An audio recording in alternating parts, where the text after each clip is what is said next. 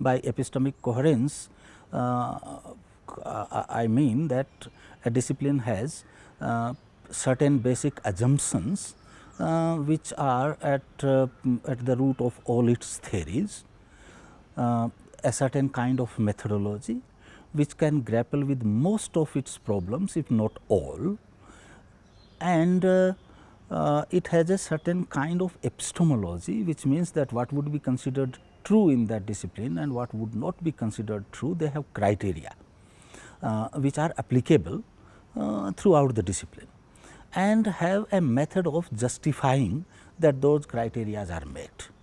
So, this debate has been about disciplines.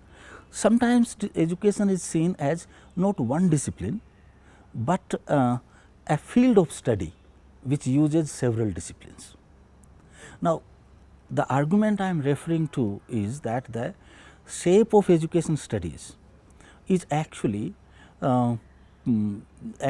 fashioned under the influence of political pressure, economic pressures, and policies of a particular country or nation in which education is happening, which responds to political, economic and social pressures,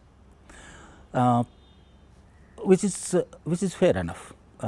All disciplines are actually influenced by their history, social situation, political situation, and economic pressures and policies. So, it is not that this claim is not true, but the claim sometimes is made stronger, and that stronger claim would be that the education studies is shaped by these forces only and nothing else.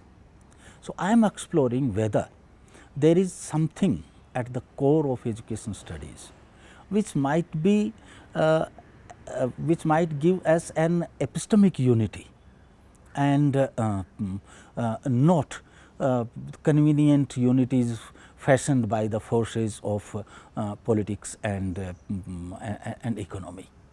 That is the thrust of my paper. I am picking up from one recommendation of University Education Commission.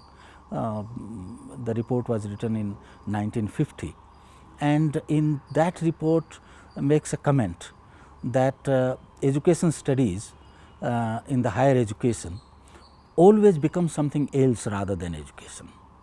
And the commission says that it becomes either history of education or philosophy of education or psychology of education, and education study disappears. This fragments, disintegrates. I am taking cue from here, and can we find a anchor point which allows us to draw from all these disciplines, but also we can avoid this disintegration in the university as well as in the student's mind.